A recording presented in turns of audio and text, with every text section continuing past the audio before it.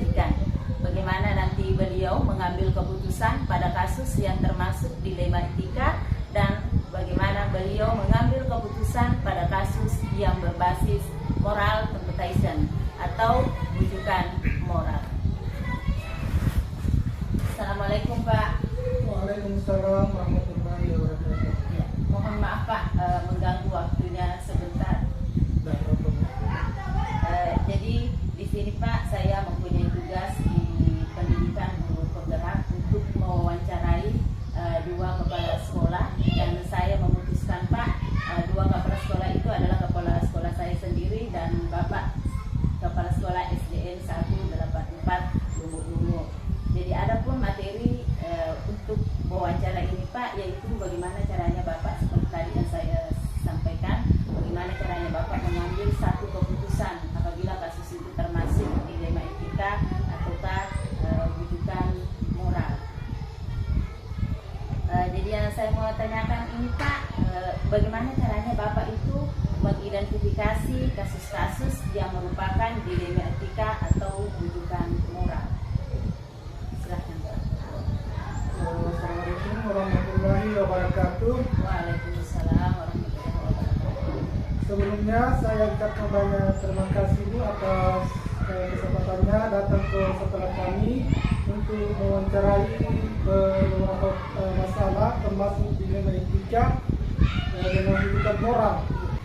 Ya, sebelumnya Bu, saya bertanya kepada Ibu selaku guru penggerak di Utara, yang dilema etika di sini Bu, contohnya apa sebelum saya memberikan penjelasan? Oh iya Pak. Jadi dilema etika itu Pak, di mana ada dua kasus sama-sama benar, tetapi keduanya ini saling bertentangan. Jadi bagaimana caranya nanti Bapak memilih salah satu kasus ini yang mana diprioritaskan? Kami di sini dalam mengambil keputusan tentang adanya dilema etika seperti itu, guru saya si A, dia memperlakukan kebijakan mengambil jam pelajaran di luar tambahan, tetapi dia menekankan kepada siswa misalnya si A atau si B, kalau dia ikut dia memberikan nilai plus dibandingkan tidak. Saya ambil keputusan seperti ini agak cenderung tidak sesuai. Mengapa? Karena ada siswa yang termasuk dirugikan. Ya, misalnya si C atau si D, dia termasuk siswa yang kurang mampu. Iya. Kalau misalnya dia memperlakukan seperti ini, otomatis si C dan si D tadi dirugikan. Iya. Ya, karena dia tidak mampu mengikuti privat tersebut. Iya, dengan alasan tadi faktor ekonomi. Ya, apalagi di sekolah kami ini setelah terjadinya banjir bandang, pencarian di orang tua di sekitar sekolah ini berkurang. Karena apa? Lahan pertaniannya, perkebunannya, dia sudah tidak bisa digarap lagi.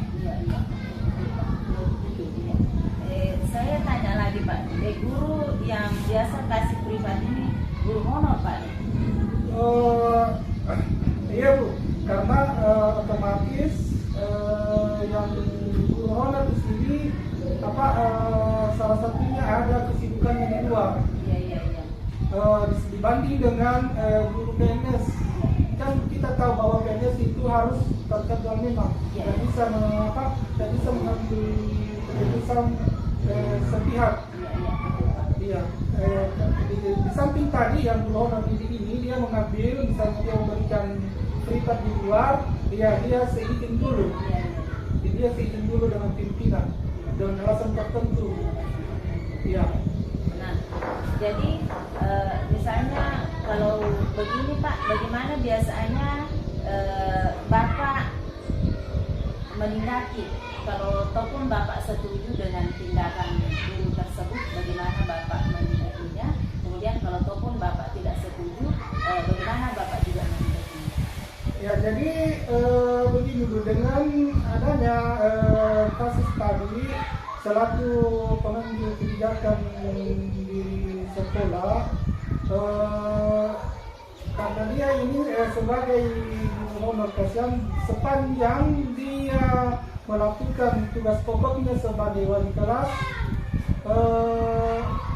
saya ikuti alurnya saja sepanjang dia tidak melanggar tugas pokoknya di sekolah. Betul Pak, betul. Ya. Jadi kesimpulannya Pak, artinya tetap dikasih kesempatan guru honor tersebut kasih privat anak-anak selama tidak meninggalkan tugas pokoknya di sekolah Pak ya. Iya betul. Jadi Bapak, jadi saya garis bawahi Pak bahwa Bapak menyetujui tindakan guru honor tersebut. Jadi yang saya mau tanyakan Pak, pada waktu guru honor tersebut minta izin kepada Bapak untuk melakukan les privat, apakah langsung disetujui pada hari itu juga, ataukah Bapak memperhatikan dulu dampak dari les privat ini? Oh ternyata bagus sehingga Bapak kasih kesempatan untuk melaksanakan les privat tersebut. Iya betul Bu.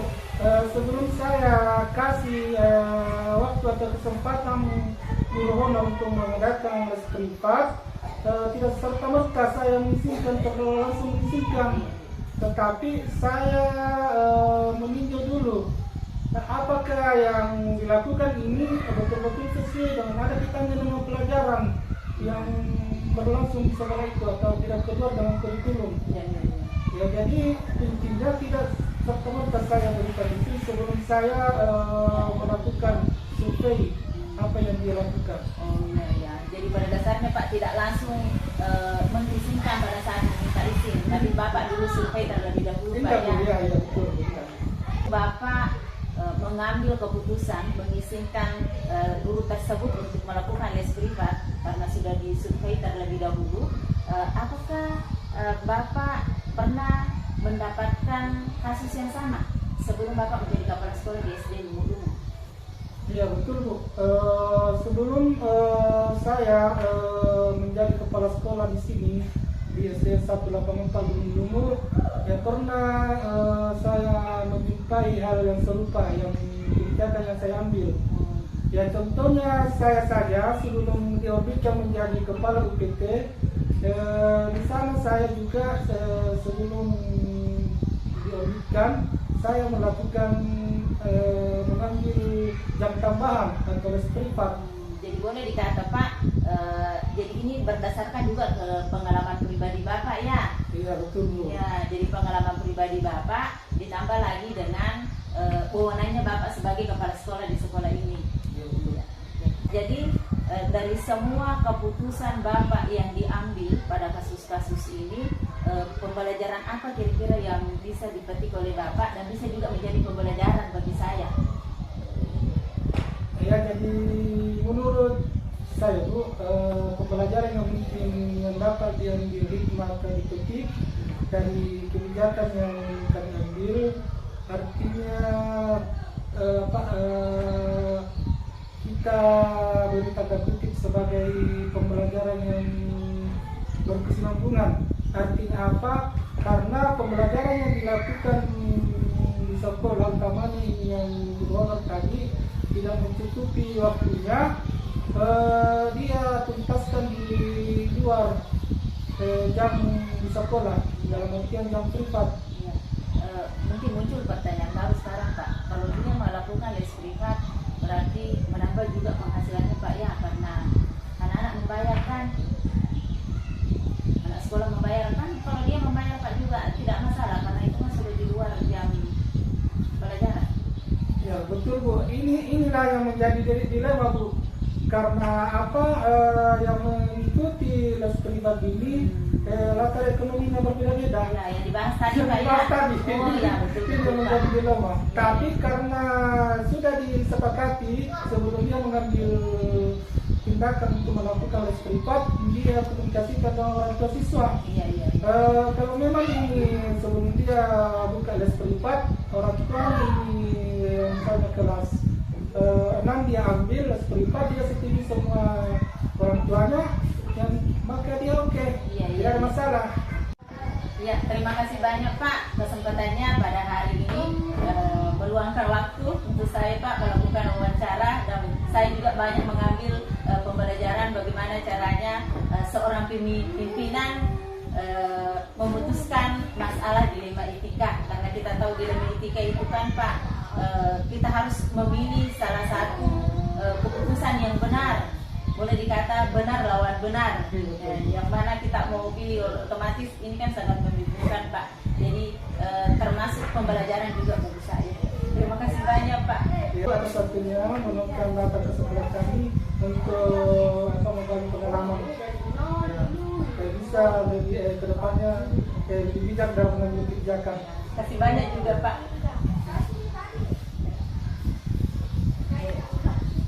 Cukup sekian wawancara saya dengan Bapak Nur Adam SPD selaku Kepala Sekolah di UPT SDN 184 Lumu-Lumu.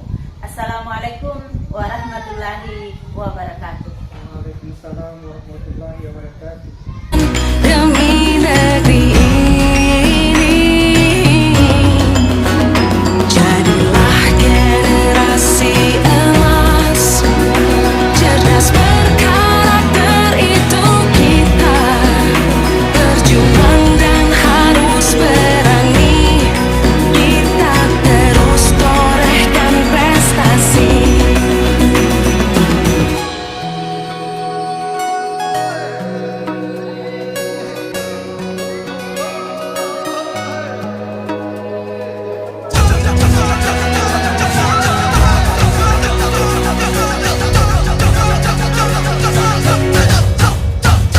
Kita pelajar Pancasila, kita bernafas dalam sila-silanya.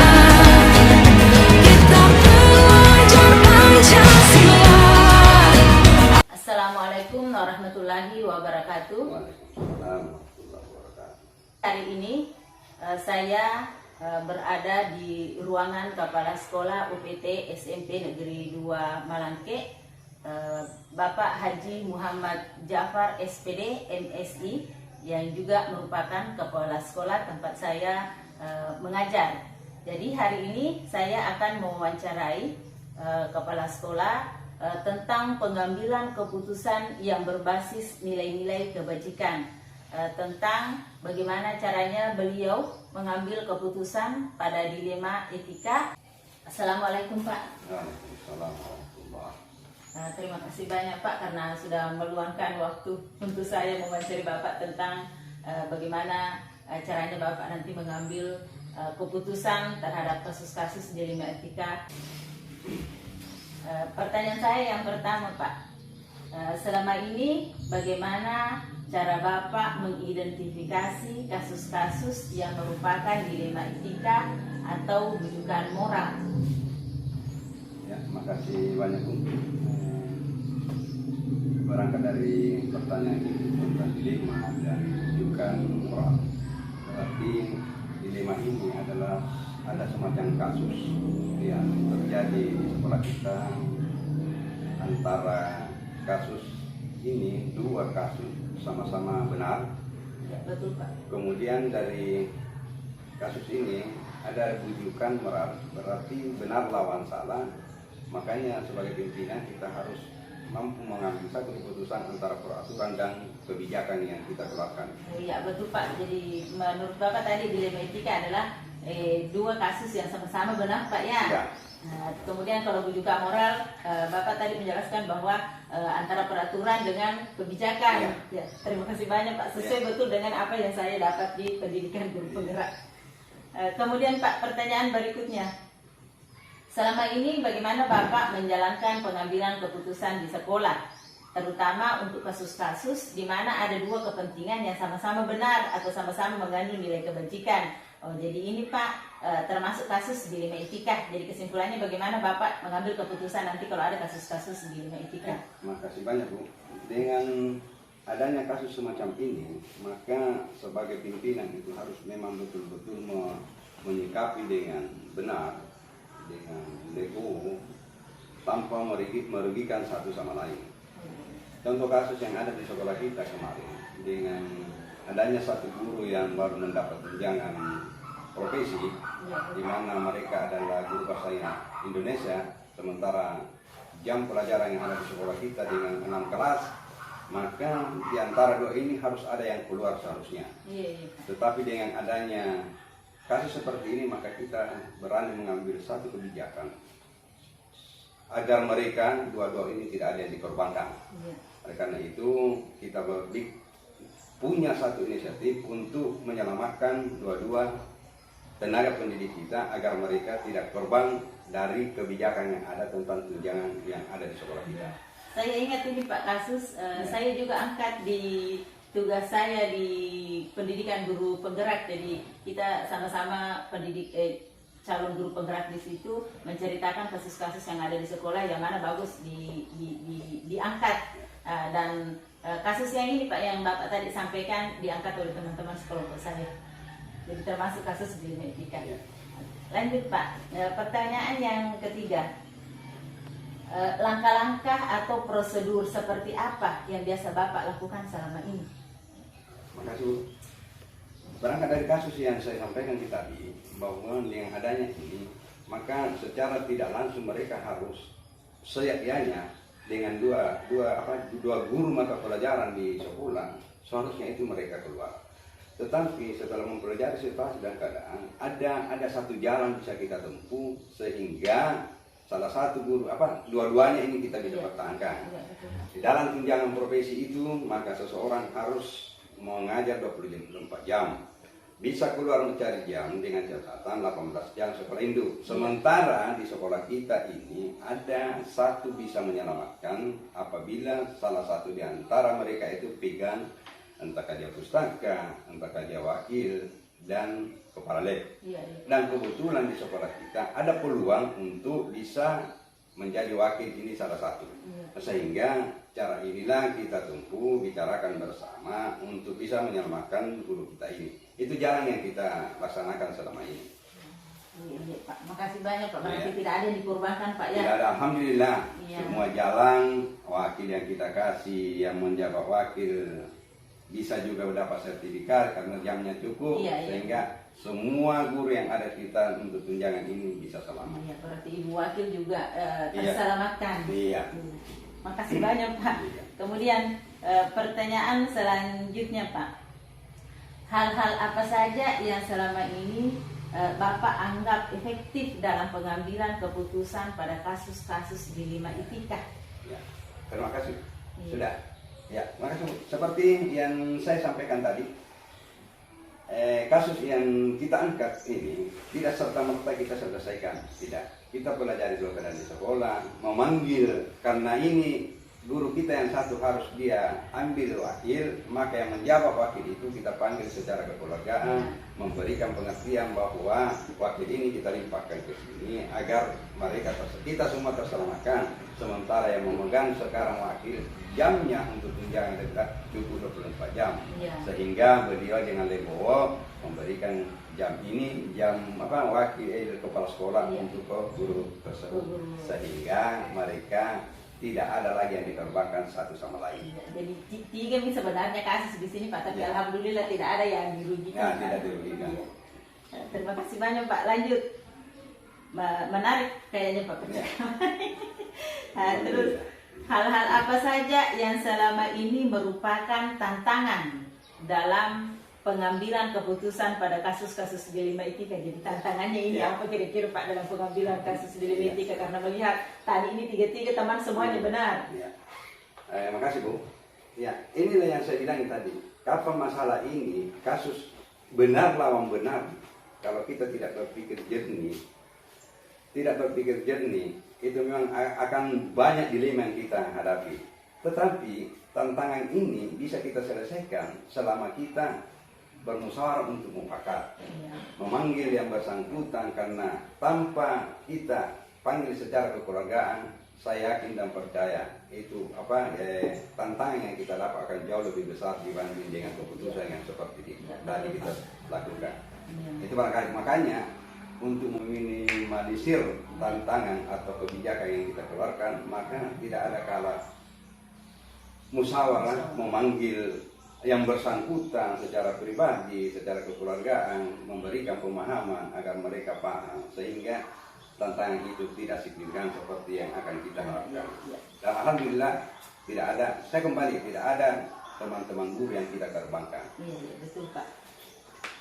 Lanjut Pak, apakah Bapak pada waktu guru tersebut melapor kepada Bapak tentang kasus ini, yang 2 guru bahasa Indonesia ini, langsung kita putuskan pada saat itu juga Pak, atau Bapak ada atau survei terlebih dahulu kah dengan kasus ini, atau langsung memutuskan pada saat itu? Ya, terima kasih banyak Bu.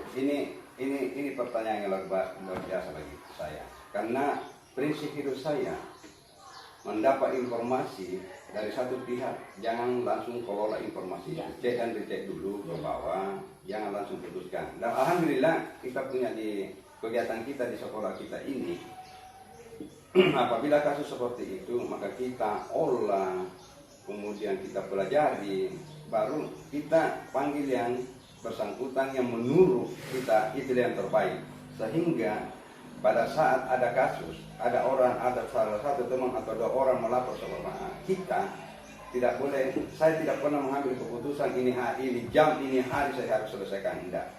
Saya harus pelajari dulu apa masalahnya, di mana letaknya ini barang yang harus diselesaikan. Jadi kesimpulan yang saya sampaikan ke Ibu, setiap masalah yang ada yang masuk di ruangan saya atau masuk di saya, tidak langsung saya putuskan begitu saja. Saya harus cek dan dicek, bertanya sama teman dulu, baru kita selesaikan bersama lewat musyawarah dan lain sebagainya. Itu adalah jalan yang terbaik untuk menyelesaikan satu masalah. Ya, saya sangat terkesan Pak tadi. Jadi kalau ada laporan masuk supaya tidak langsung tidak boleh langsung kita olah, karena bisa saja itu informasi yang bias, tidak belum tentu kebenarannya. Ya. Jadi begitu kira-kira. Ya. Kemudian selanjutnya Pak, adakah seseorang ataukah faktor-faktor apa yang selama ini mempermudah atau membantu Bapak dalam pengambilan keputusan dalam kasus-kasus Delima Itika? Oh iya, terima kasih banyak Bu. Inilah yang pertanyaan bagi saya yang luar biasa. Dengan kasus seperti ini, saya kembali bahwa menyelesaikan satu masalah jangan selesaikan sendiri.